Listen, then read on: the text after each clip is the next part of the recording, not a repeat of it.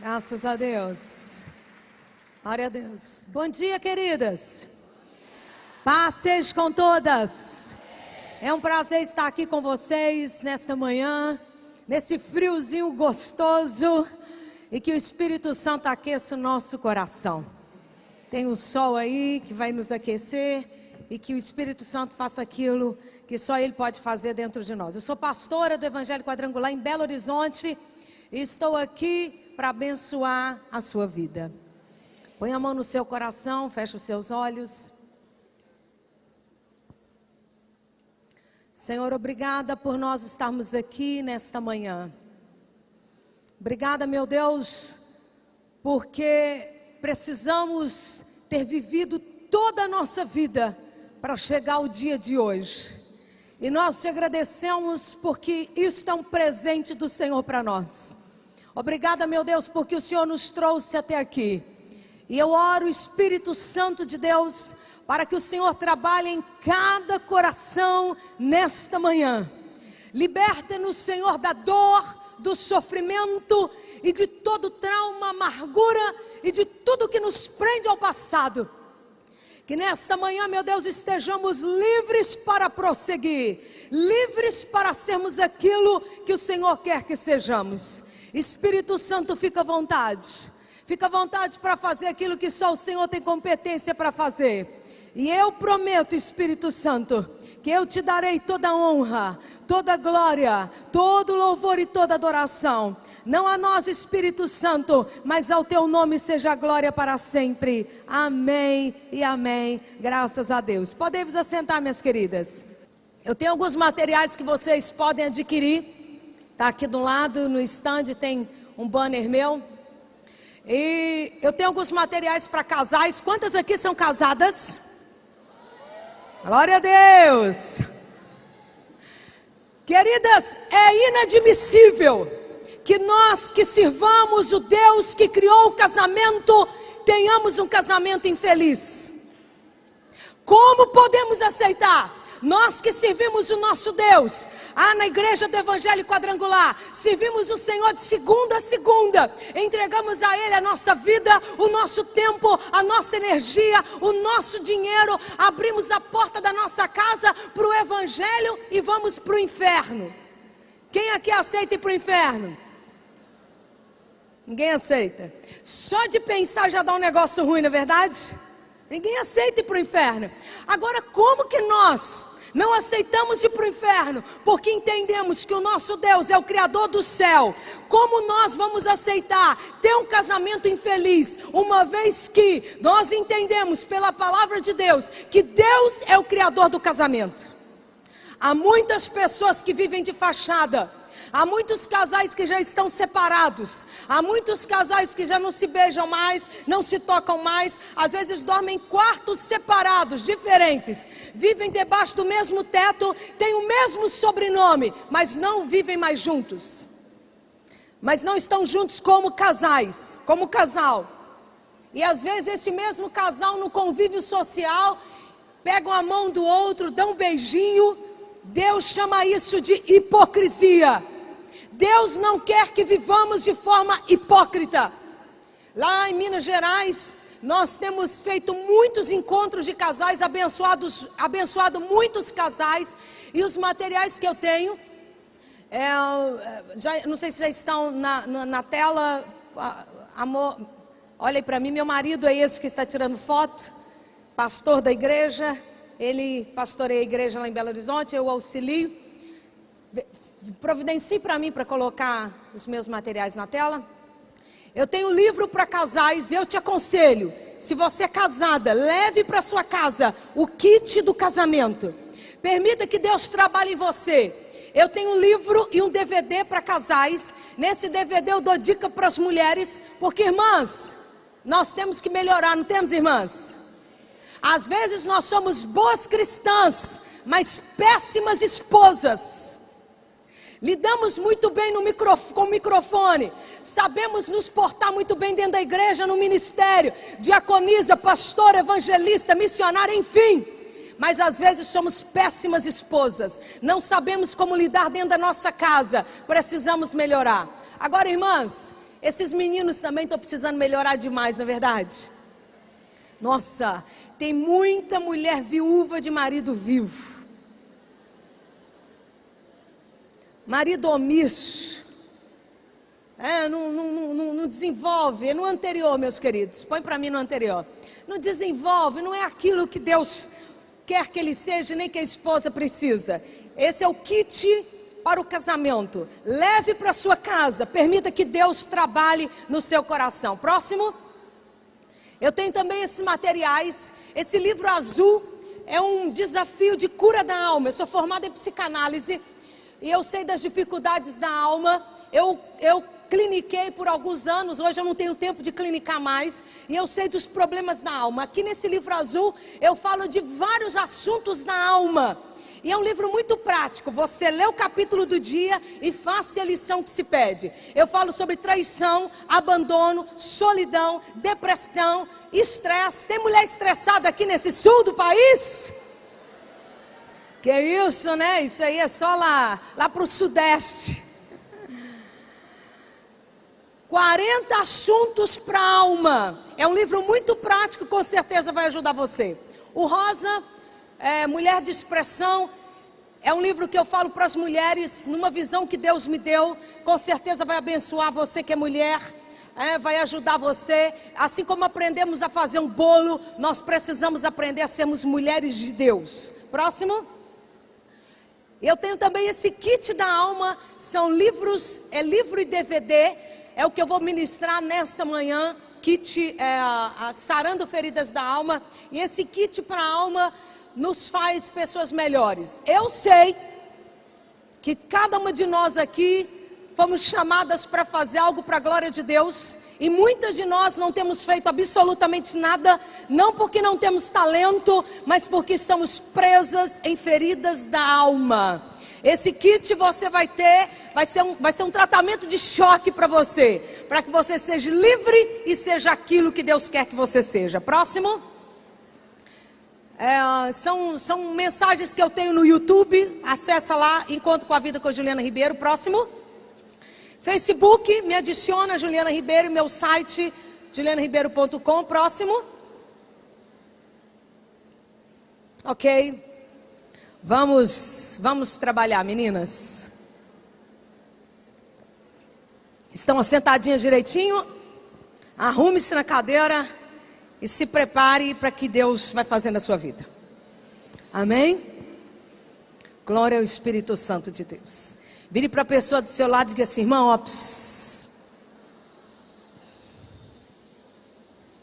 vamos falar para as pessoas que estão de pé também, caminhando. Faz assim, ó. Amém. Glória a Deus. O meu tema nessa manhã é cura da alma. Próximo, queridos. Quem está passando para mim, eu vou usar o slide durante toda a ministração. Pode deixar aí. Vamos ler juntos esse texto? Esse texto do Salmo 39, eu coloquei na versão da Bíblia hebraica. É a versão que eu tenho aqui comigo. A maioria de nós temos a versão João Ferreira de Almeida. Ela é diferente dessa tradução da Bíblia hebraica. Então vamos ler juntas aí na tela a tradução da Bíblia hebraica. 1, 2 e... Liberta-me.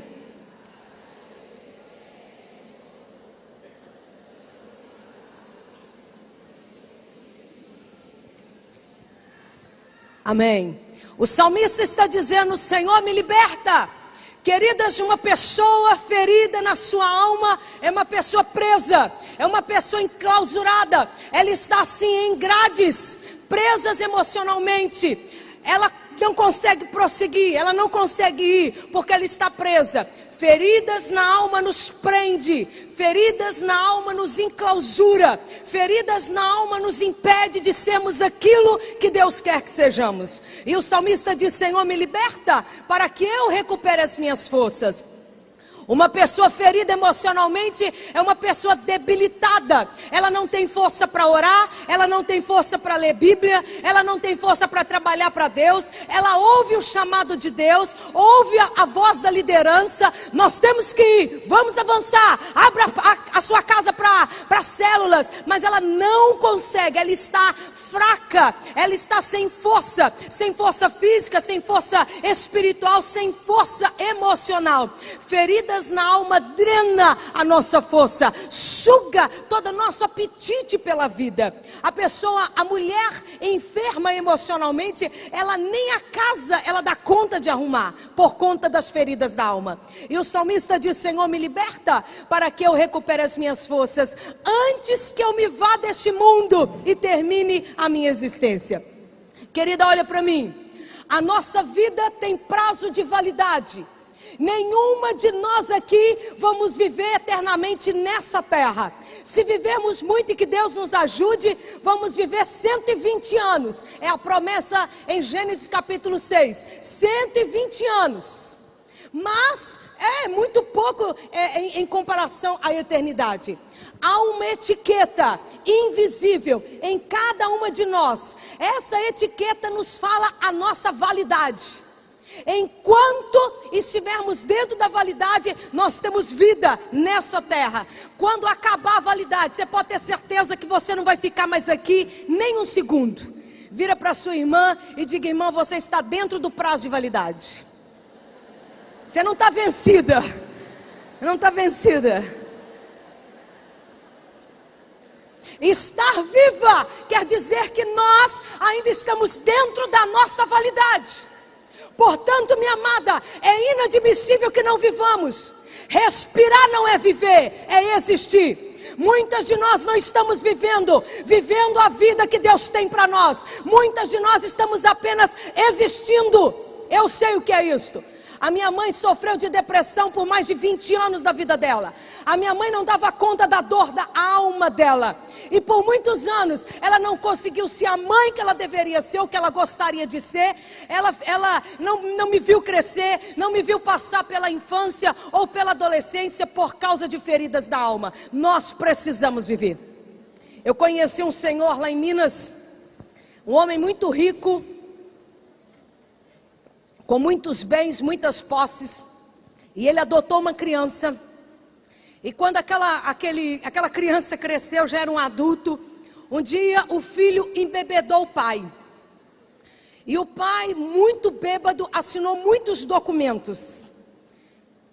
E quando o pai voltou da bebedeira, ele percebeu que o filho tinha feito o pai assinar documentos que passava tudo que o pai tinha para o nome do filho. Esse homem eu conheci, esse homem ficou sem nada. Sem absolutamente nada. O filho pegou tudo para ele.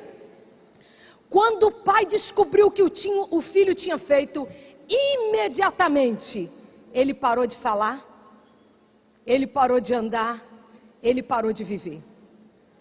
Por 15 anos ele esteve em cima de uma cama, sem falar, sem andar, respirando, mas definitivamente ele não estava vivendo. Ele estava vivo fisiologicamente, biologicamente, mas emocionalmente ele não estava vivo. Tinha 15 anos que ele não ia à cozinha fazer um mexido. Tinha 15 anos que ele não lavava vasilha. 15 anos que ele não dava um beijo no rosto da esposa. 15 anos que ele não ia na cozinha fazer um mexidão. 15 anos que ele não ia ao banco. 15 anos respirando, mas não estava vivendo. Eu vi aquele senhor, me pediram para ir na casa dele, para orar por ele, ou para Deus levá-lo, ou para Deus curá-lo. A casa dele já era uma CTI.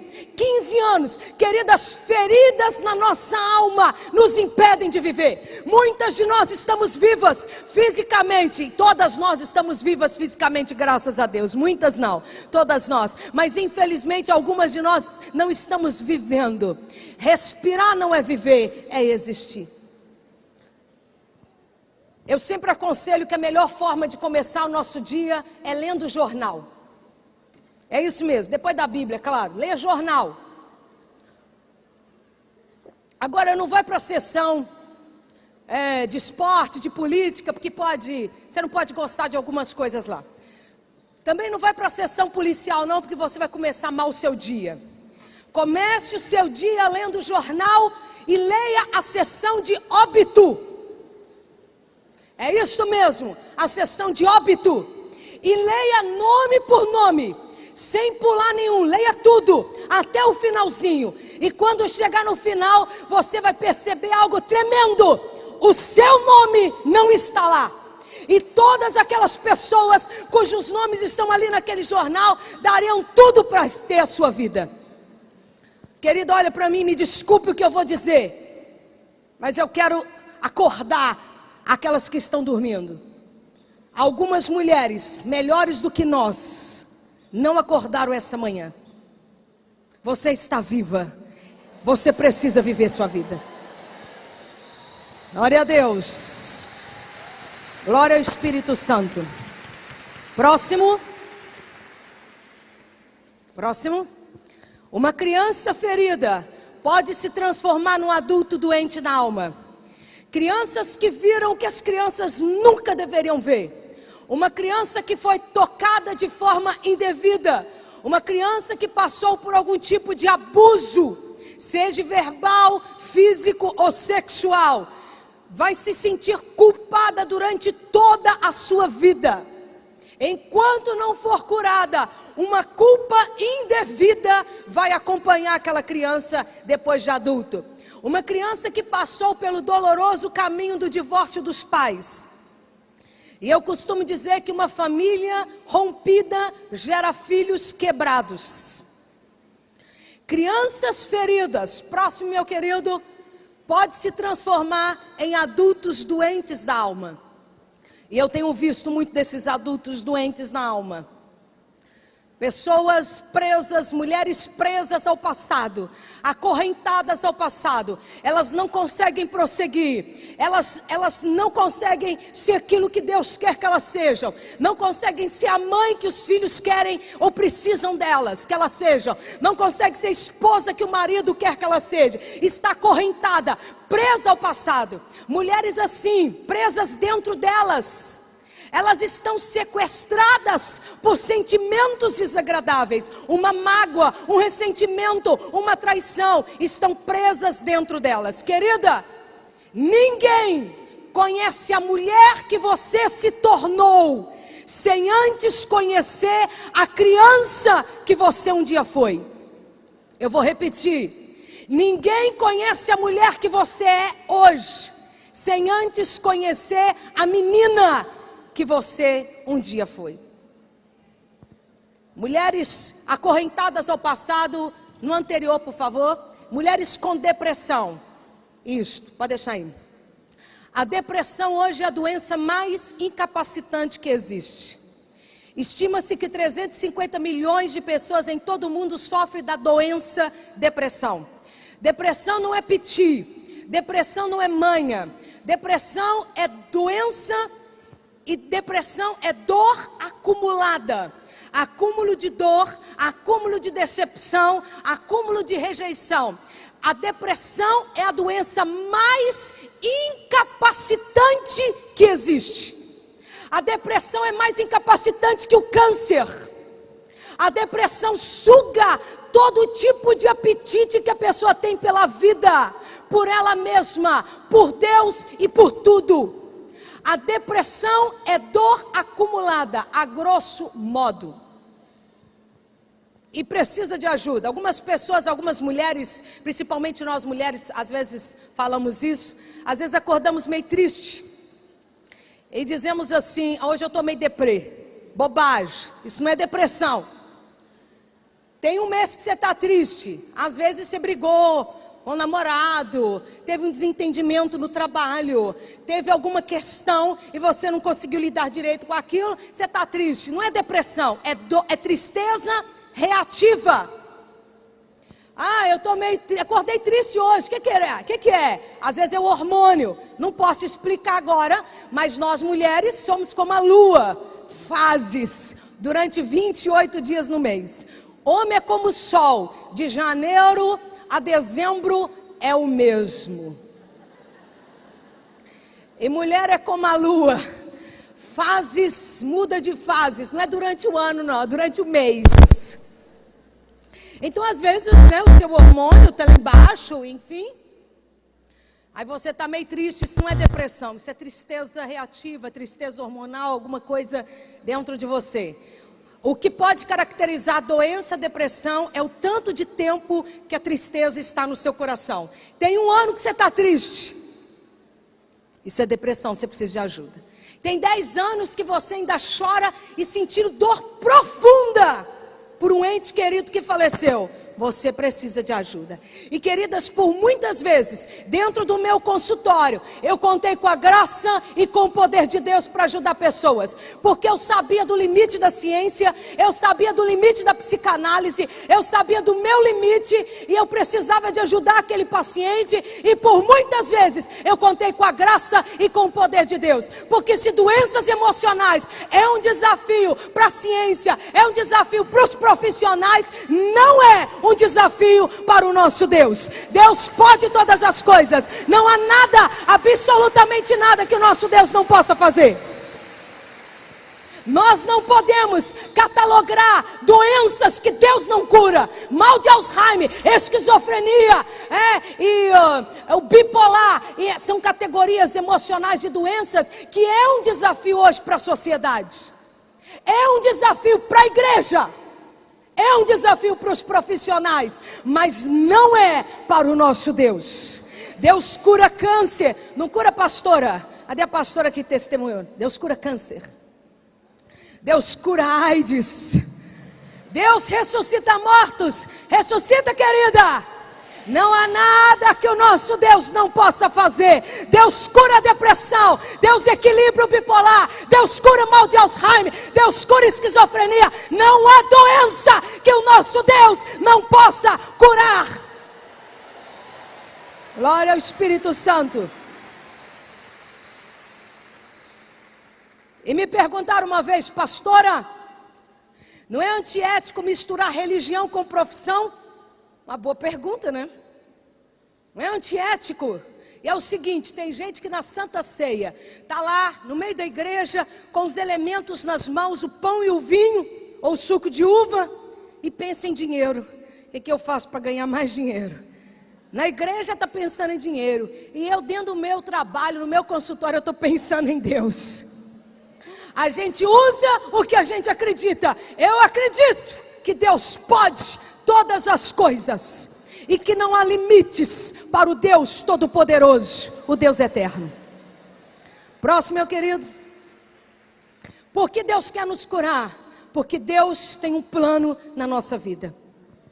Há um propósito de Deus para cada uma de nós. Eu quero que você preste atenção no que eu vou dizer. Estar aqui nesta manhã faz parte do propósito de Deus para a minha vida.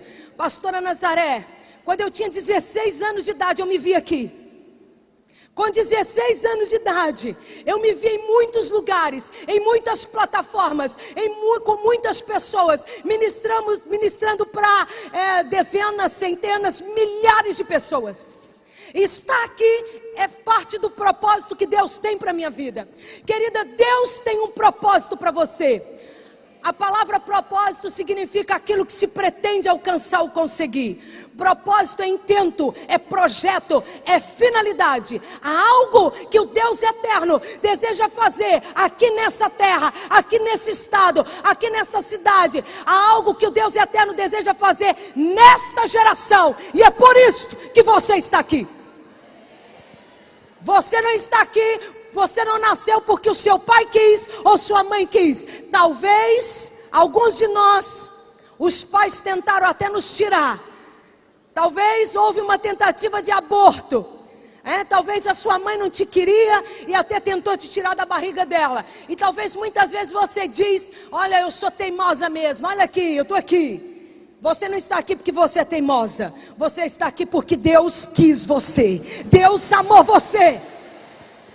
Não importa a forma como você veio. Nascimento precisa do pai, precisa da mãe. Pai e mãe é apenas um instrumento nas mãos de Deus. Mas olha, querida, Deus não assentou com seu pai e com sua mãe para decidir se você nasceria ou não. Não houve uma assembleia no céu, onde o seu pai e a sua mãe estavam assentados com Deus para decidir se você nasceria. Deus usou seu pai e Deus usou sua mãe, mas a decisão do seu nascimento estava nas mãos do Deus eterno.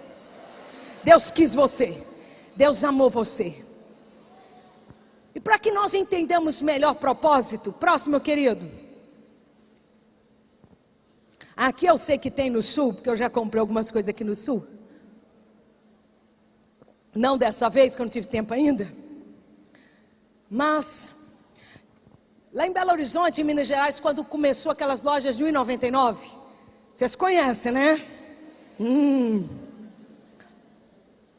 Eu e minha mãe ficávamos loucas com essas lojas. Hoje está sem graça, mas quando começou alguns anos atrás, era tudo produtos importados e por um preço muito bacana, R$1,99. Eu e minha mãe entrávamos nestas lojas para comprar um item apenas e acabávamos com a sacola cheia. Tudo baratinho, R$1,99.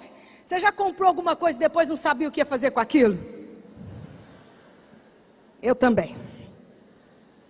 Na loja era bonitinho, na loja era engraçadinho, mas chegava em casa e eu pensava, meu Deus, o que eu vou fazer com isto? Aí eu tinha que improvisar um propósito para aquele objeto.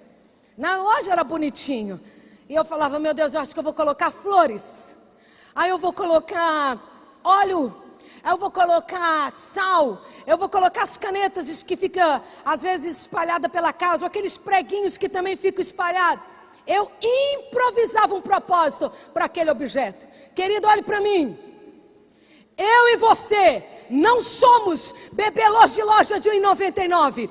Deus não nos fez e depois não sabia o que ia fazer conosco e teve que improvisar um propósito para a nossa vida. Não, minha querida, Deus só fez a mim e a você, porque primeiro Ele determinou um plano para a nossa vida, para só depois Ele nos criar. Nós estamos aqui porque Deus tem um plano para a nossa vida.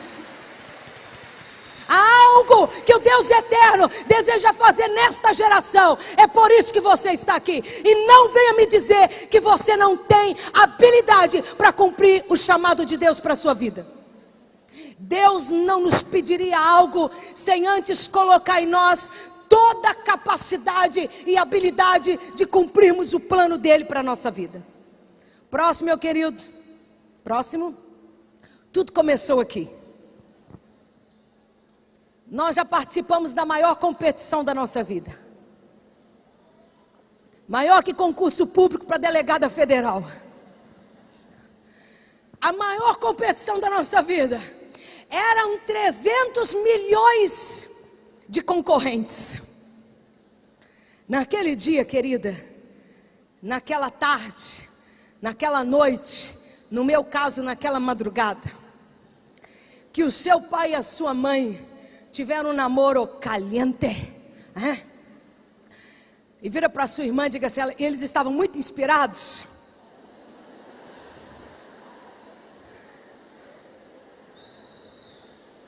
Oh glória!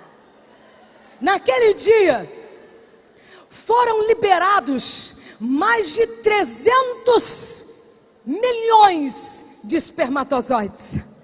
Imagine só, 300 milhões de concorrentes, 300 milhões que queriam ser, eles corriam freneticamente, apenas um fecundaria o óvulo. Queridas, Deus olhou para cada um dos 300 milhões, Deus olhou para todos eles, cada um deles carregava características biológicas, características diferentes.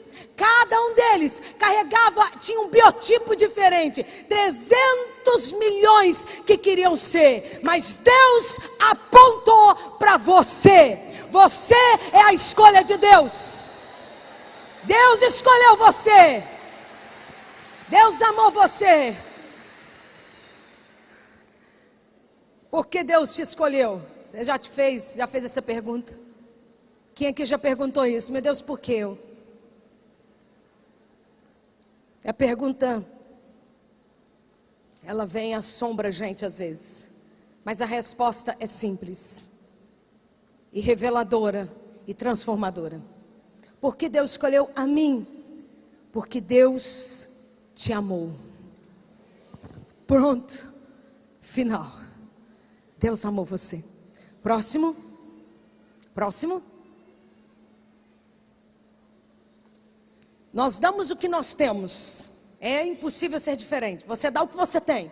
Se você me pedir agora um sapato preto, eu não tenho, só tenho esse daqui. A gente dá o que tem.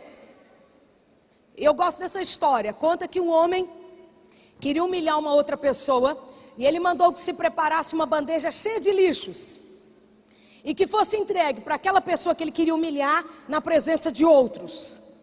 E assim foi feito. Fizeram a bandeja de lixos, entregaram para aquele senhor e ele recebe o presente, a bandeja cheia de lixos. E ele diz: olha, espera um pouquinho porque eu quero retribuir o presente. Ele foi, jogou fora os lixos, passou uma água na bandeja, colocou flores e um cartãozinho que dizia assim: nós damos às pessoas o que nós temos no coração. É isso aí.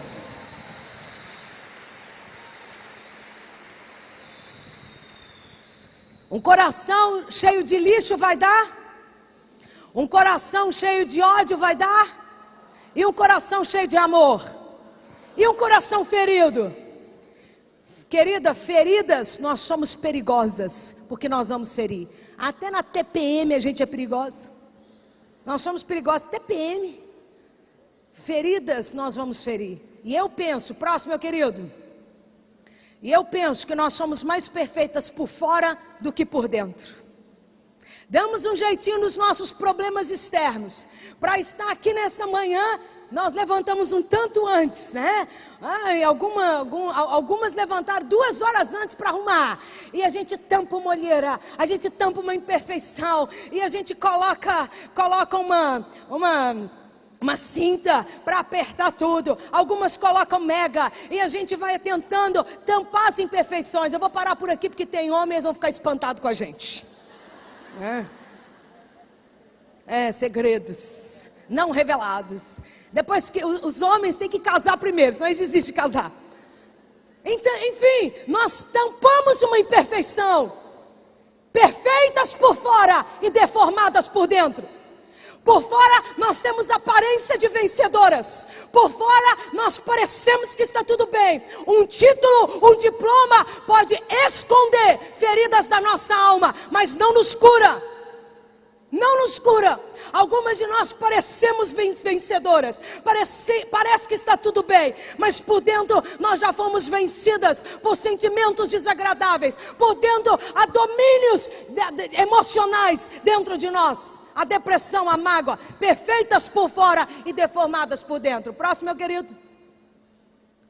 Algumas de nós estamos assim, quebradas em fragmentos, por conta de relacionamentos amorosos, pessoas que nos deixaram quebradas.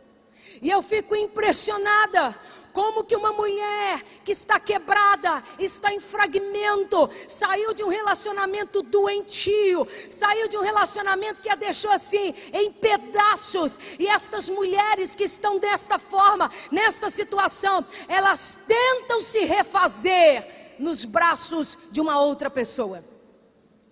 Elas estão feridas por conta de um amor, e elas tentam curar a dor que um outro amor causou, ou a dor que um amor causou nos braços de um outro amor.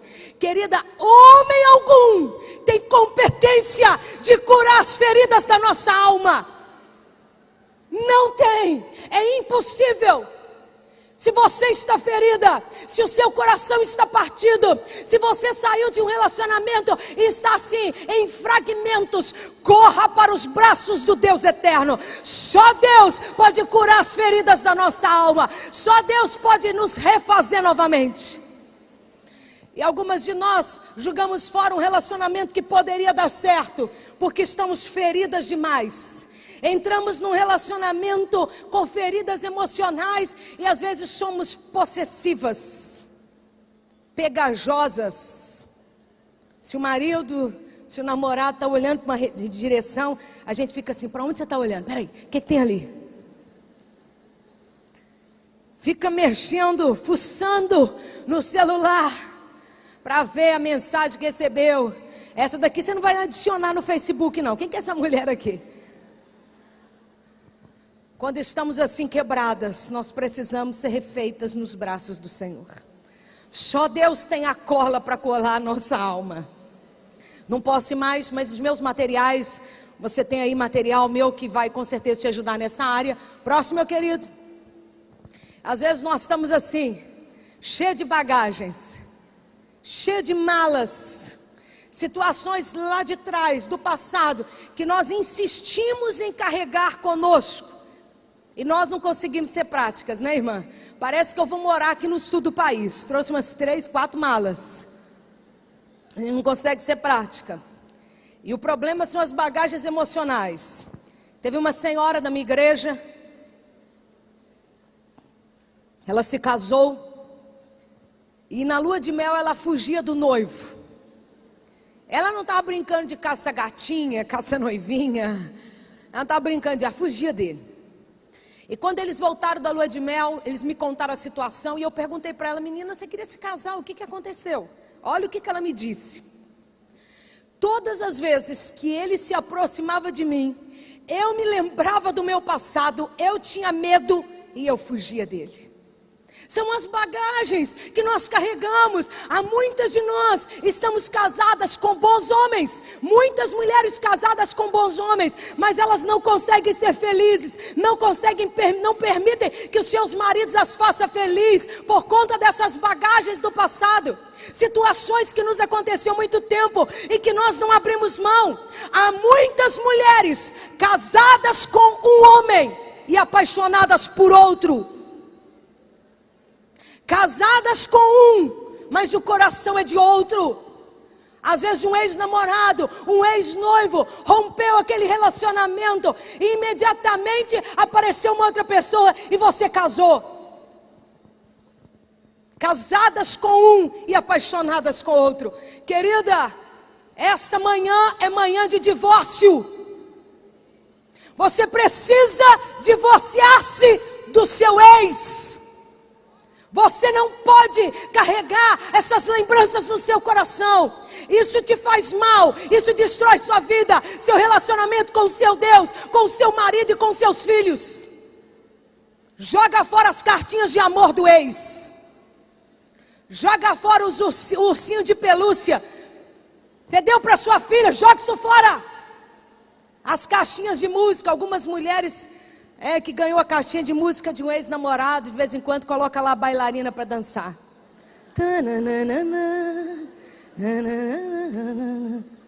Joga isso fora, querida. Nós não temos que ter aliança com o nosso passado. A nossa aliança é com o nosso futuro. Próximo. Algumas de nós estamos assim dentro de uma armadura. Dentro de uma armadura. Por que uma mulher se colocaria dentro de uma armadura? Mulheres que já foram muito feridas e têm medo de ser ferida novamente e se esconde dentro de uma armadura como essa. Há muitas mulheres que estão assentadas nessas cadeiras e que poderiam estar fazendo uma grande obra para a glória de Deus. Poderia estar revolucionando o Rio Grande do Sul, poderia estar marcando essa geração e não tem feito absolutamente nada, não porque não tem talento, mas porque já foram muito feridas no passado e hoje dizem assim: eu não quero mais me expor, eu não quero mais me envolver. Feridas, coloca-se dentro de uma armadura. Eu sei o que é isso, eu também já usei algumas. Membro é ferido, claro. Não existe pastor perfeito, ninguém é perfeito. Pastor também é ferido. Numa proporção muito maior, porque tem mais membro do que pastor. E eu já usei alguma armadura, algumas vezes uma armadura dessa. Na verdade, eu tinha alguns modelitos no meu guarda-roupa. Eu dizia para Deus: Senhor, eu entro na igreja depois que o culto tiver começado. Antes do culto terminar eu vou embora. Ou então eu vou para o meu escritório. Eu não quero me envolver. Não quero me envolver. Pastor é ferido. Uma aliança que é quebrada. Pessoas que entram na sua vida sem pedir e vão embora sem despedir. A maior falta de educação. Você gasta um tempo com aquela pessoa, você investe tempo, você investe a sua vida, o seu dinheiro naquelas pessoas e de repente ela sai da sua vida, sai falando mal. Às vezes levam outros, desestrutura aquilo que se levou tempo para estruturar e desestrutura tudo, e você parece que tem que começar do zero.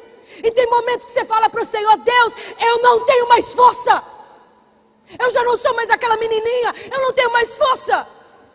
E eu coloquei uma armadura, algumas armaduras como esta. Eu dizia para Deus: não vou me envolver, eu vou cumprir meu chamado, mas na minha, sem me envolver com pessoas. E eu vejo muita gente colocando no Facebook: quanto mais eu convivo com pessoas, mais eu gosto dos meus animais. É uma frase legal, irmãs, bonita, mas não funciona. Porque Deus nos chamou para conviver com animal, mas o nosso maior desafio é com pessoas. O que fere a alma da gente não é animal.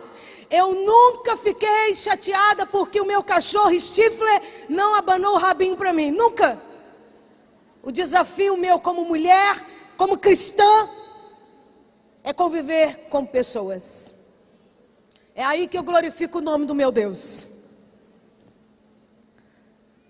Eu usei essa armadura e Deus me permitiu usar algumas vezes, até que um dia Deus disse para mim: Juliana, a obra que eu tenho para você é muito grande, você não pode se esconder. Se você foi ferida, você vai vir a mim e eu vou te curar quantas vezes forem necessárias, mas você não pode se esconder. Querida, Deus me tirou lá de Belo Horizonte ontem pela manhã para estar aqui com você, para dizer para você: você não pode mais se esconder. Se você foi ferida, está na hora de você ir até o Senhor Deus, o Deus que cura, e jogar fora essa armadura e permitir que Deus cure você, porque você jamais será feliz enquanto não cumprir o plano de Deus para a sua vida. No final da nossa vida, o que vai valer não são os bens que nós adquirimos. No final da nossa vida, a gente não vai pedir: por favor, me dê as escrituras dos imóveis que eu adquiri. A gente não vai pedir isso. Você não vai pedir também seu extrato bancário. Deixa eu ver o que eu estou deixando para os meus filhos, para os meus netos, e se Deus quiser, para os meus bisnetos. Você não vai pedir a chave do seu automóvel: por favor, me dê a chave do meu BMW, da minha BMW, para segurar pela última vez. Você vai querer isto. No final da nossa vida, o que vai valer é olharmos para trás e verificarmos se cumprimos ou não o propósito de Deus para a nossa vida. E eu te afirmo: você jamais será feliz enquanto não cumprir o plano de Deus para a sua vida. Próximo. Estou terminando. Você pode ser um outdoor para que as pessoas tenham dó de você, ou você pode usar as feridas da sua alma para a glória de Deus. Eu decidi ser um outdoor do poder de Deus. Eu quero, nesses minutos que me restam, falar sobre o meu testemunho. Começar com meu pai. Meu pai nunca me bateu, meu pai nunca me colocou de castigo. Eu nem acredito que eu estou suando aqui no... Nossa, isso é um... Obrigada, querida.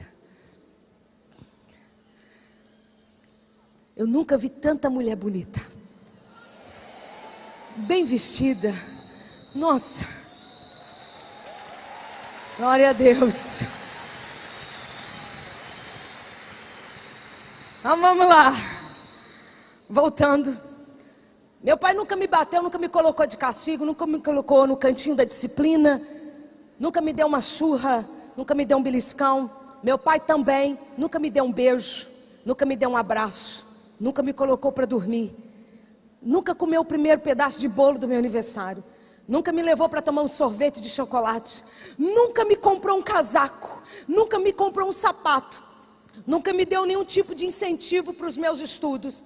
Meu pai nunca leu nenhuma das redações que eu insistia em escrever para ele. Mesmo no Dia das Mães, as minhas redações eram direcionadas para o meu pai.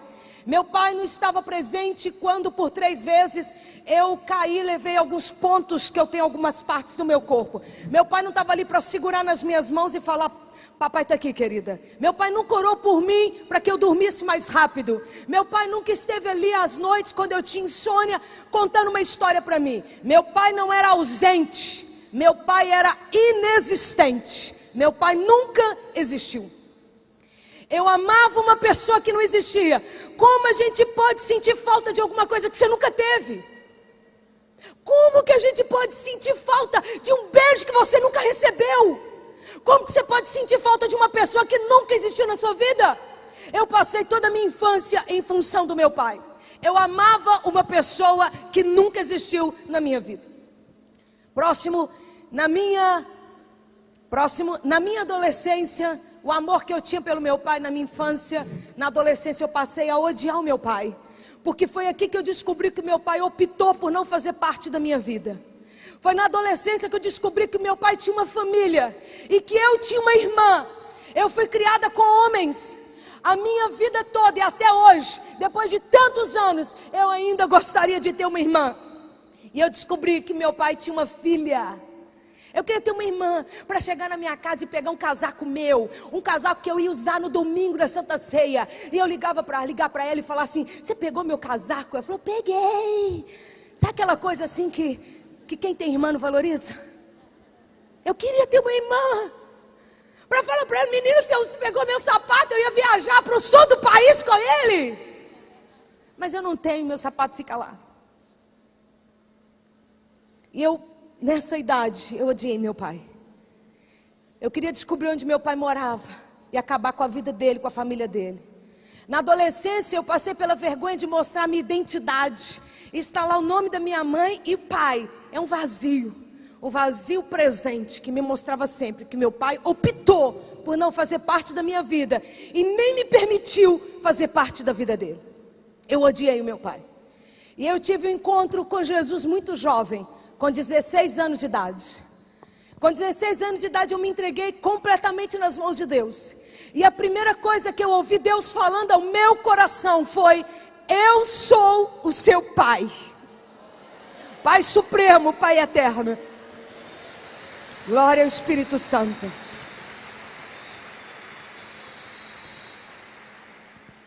Deus me disse: nas suas formaturas eu estive lá. Eu não posso contar detalhes, nos meus materiais eu tenho detalhes. Deus me disse: no seu nascimento eu estava lá. Queridas, o meu processo de cura foi muito longo e muito doloroso. Eu tive que confessar minha dor, eu tive que confessar as mágoas. No meu processo de cura, a cura trouxe uma revelação, um entendimento de quem eu era. A cura me trouxe uma separação da dor e da Juliana. A cura me mostrou: isso não é Juliana, isso é dor, isso é mágoa, isso é ressentimento, e isso é Juliana. Eu e a dor éramos uma só, estávamos todas misturadas, tudo misturado aqui dentro. Eu posso olhar para trás e não ter mais problema com esse meu começo. Existe apenas uma cicatriz dentro de mim, para que eu jamais me esqueça a grande obra que Deus realizou dentro de mim. Porque eu consegui perdoar o meu pai. Não dói mais. Meu pai está livre e eu estou muito mais livre que ele. Próximo e último. Próximo, pode passar. Perdão é divino. Eu nunca perdoei o meu pai por ele. Meu pai nunca me pediu perdão. Eu perdoei o meu pai por mim. Porque as águas mortas da falta de perdão estavam envenenando a minha vida e o meu casamento e a criação do meu filho mais velho. Eu sou casada há 22 anos, tenho 2 filhos, Daniel Augusto de 20 anos, vai fazer 21 agora, e o Gabriel Ângelo de 14 anos. A falta de perdão estava destruindo a minha vida. Perdão é quebrar o vínculo com o passado. Tem materiais aí que falam de perdão, não posso ir mais. Próximo, querido. Terminei aqui.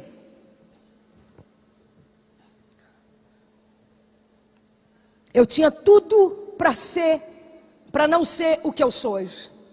Eu tinha tudo para não ser o que eu sou hoje. Eu sou filha de mãe solteira e pai casado. A minha mãe era solteira quando se envolveu com meu pai. Minha mãe era a melhor amiga da esposa do meu pai. Os meus avós materno paterno eu não sei, infelizmente, absolutamente nada sobre eles. Os meus avós maternos eram batistas fiéis. Há uma igreja lá em Belo Horizonte, uma grande igreja, grande ministério, que foi fundado na casa dos meus avós. Meus avós são um dos fundadores desse grande ministério, em Belo Horizonte. Os meus avós participaram do avivamento que aconteceu aqui no Brasil, nos anos 70.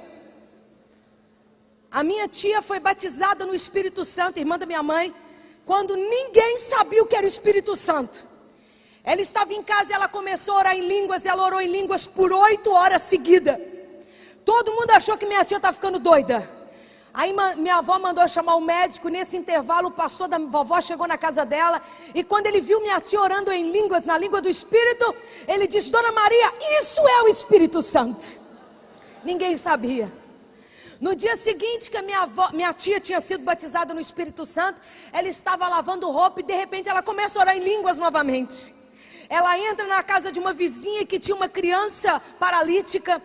Orando em línguas, ela pega aquela criança no colo. Orando em línguas, ela levanta aquela criança para o alto e coloca aquela criança no chão, e a criança sai andando.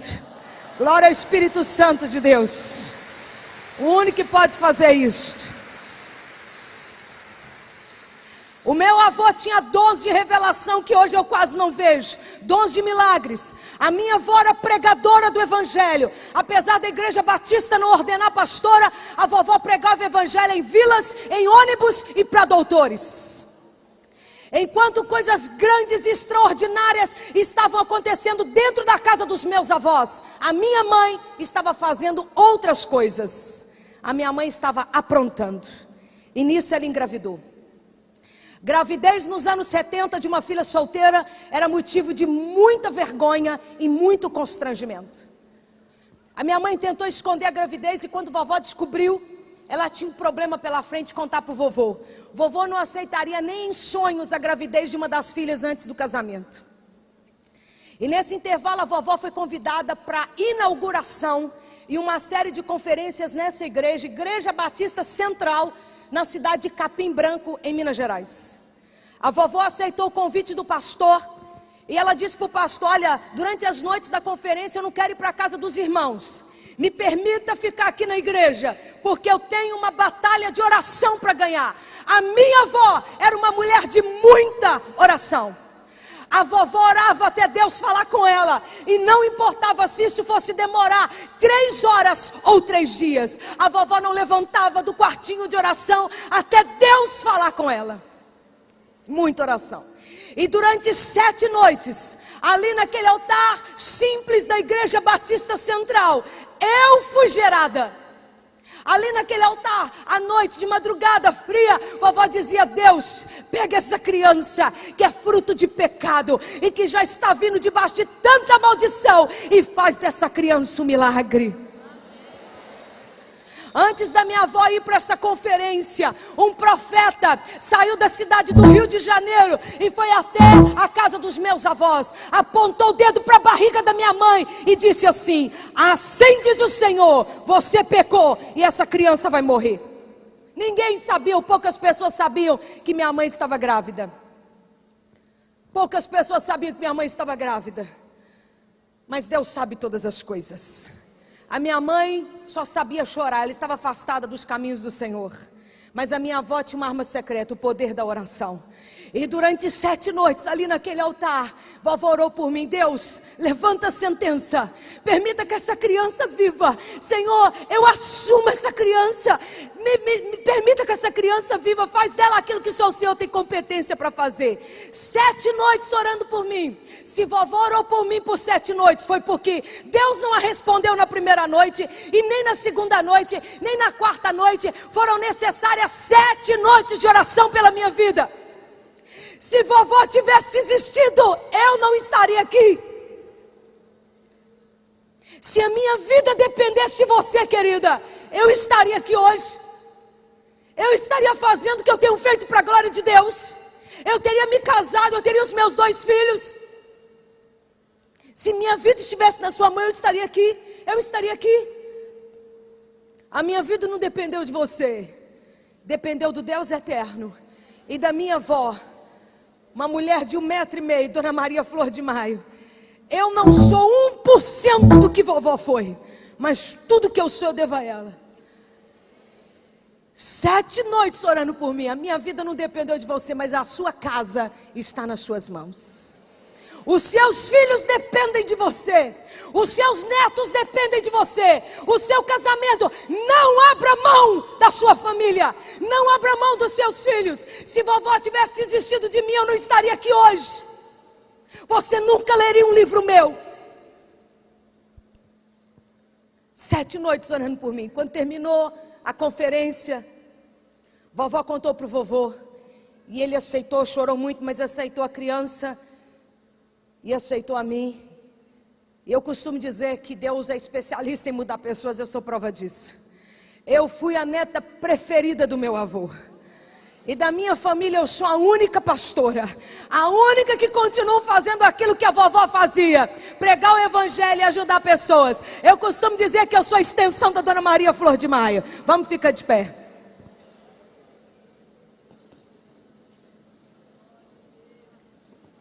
Foram generosos e me deram 5 minutos, mas já acabou meu tempo. Abraça a pessoa do seu lado, de 2 em 2, querida. Esse não é um abraço comum. Nós abraçamos muitas pessoas até chegar aqui. Abraço de cumprimento. Esse é um abraço que cura. Algumas de nós nunca fomos abraçadas pela mãe. Algumas de nós nunca fomos abraçados pelo Pai. Esse é o abraço do Espírito Santo. Abraçadas, olhe para mim, abraçadas, olhe para mim. Talvez você tenha que perdoar o seu pai, a sua mãe, um pastor, um líder, que você ainda diz, acabou com o meu ministério. Talvez essa pessoa tenha feito uma coisa muito ruim com você mesmo. Mas quem está acabando com o seu ministério, me desculpe, não é ele, não é ela, é você. Porque o passado nós não podemos alterar. O que nos aconteceu a gente não pode mudar. Mas o nosso futuro está intacto. Intacto. Talvez você tenha que perdoar o próprio Deus. Eu sei o que é isso. Alguns anos atrás eu passei a pior perda da minha vida. Eu perdi a minha mãe. Eu estava em lua de mel com minha mãe. Como eu disse para vocês, minha mãe sofreu de depressão. Minha mãe acordou da depressão quando eu tinha 21 anos de idade. Eu estava casada. Ela foi para a minha igreja, gostava muito do Maurício. Aí ela acordou da depressão. Eu estava vivendo a lua de mel com minha mãe. Um relacionamento muito bom. Era 20 de dezembro. Eu fiz todo tipo de oração que você possa imaginar para Deus não levar minha mãe. Todo tipo de oração. 20 de dezembro eu conduzi a maca da minha mãe até a porta do CTI. Ali eu não me deixaram entrar mais. E eu disse para minha mãe, mãe, eu não posso ir mais com a senhora, mas Jesus está com a senhora. E ela me disse as suas últimas palavras, eu te amo, minha filha. Eu disse, eu te amo, mãe. Ela me deu o seu beijo, eu a beijei. 2 horas depois ela se foi com Jesus. Eu perdi minha mãe para Jesus, mas eu estava me perdendo naquela dor. Eu não queria mais pregar o evangelho. Eu não conseguia ler Bíblia, eu não conseguia orar, eu não tinha pernas para ir para a igreja. Era uma angústia tão grande no meu coração. Eu estava me perdendo. Eu só dizia para Deus assim, Senhor, segura na minha mão. Eu estou me perdendo nessa dor. Eu estou me perdendo. Não me deixa, Senhor, me perder nessa dor. Era a única coisa que eu conseguia falar para Deus. 3 meses depois, na biblioteca da minha casa, eu senti a presença de Deus. Quarta-feira à noite, eu não consegui ir para a igreja. Eu estava em casa, chorando. E Deus, eu senti a glória de Deus ali. Deus virou para mim e disse, Juliana, você está com um problema comigo. Eu disse, estou mesmo, Senhor. Quantas pessoas que eu já orei, o Senhor curou? Quantas pessoas? Eu precisava da minha mãe. Os meus filhos precisavam da avó. Queridas, eu me rompi diante de Deus como uma represa. Eu não sei quanto tempo eu fiquei ali, eu me rompi diante de Deus. Eu falei tudo que estava no meu coração. Com todo o respeito que eu tenho a Ele, porque eu sei quem Ele é e sei quem eu sou. Quando terminou aquele período, eu pude dizer para Deus, Senhor, entre nós nada mudou. Eu continuo te amando. Deus nunca me falou porque levou minha mãe com 55 anos. Deus nunca me falou porque deixou meus filhos sem avó. Deus nunca me falou porque me deixou órfã. Mas eu te asseguro, Ele curou a minha dor. não dói mais. Talvez você nunca tenha decodificado, mas no fundo você diz: por que isso me aconteceu? Eu estava servindo a Deus. Por quê? Por que isso aconteceu? Uma senhora, quando a minha mãe estava grávida, virou para minha avó e disse: Dona Maria, aonde estava o Deus da senhora? Quando a senhora estava fazendo a obra dele, ele não cuidou da filha e da família da senhora. A minha avó não respondeu nada, mas eu costumo dizer que eu sou a resposta de Deus para essa mulher. Onde Deus estava, no trono, regendo todas as coisas, fazendo com que tudo contribua para o bem daqueles que amam a Ele. Talvez você nunca tenha falado, decodificado: por que Deus não cuidou da minha família, do meu casamento, dos meus filhos? Eu estava servindo a Ele. Queridos, eu não sei, queridas, por que essas coisas nos aconteceram. E talvez Deus nunca lhe informe porque Ele permitiu que essas coisas acontecessem a você. Mas eu te asseguro, Ele vai consolar a sua dor. Não vai doer mais.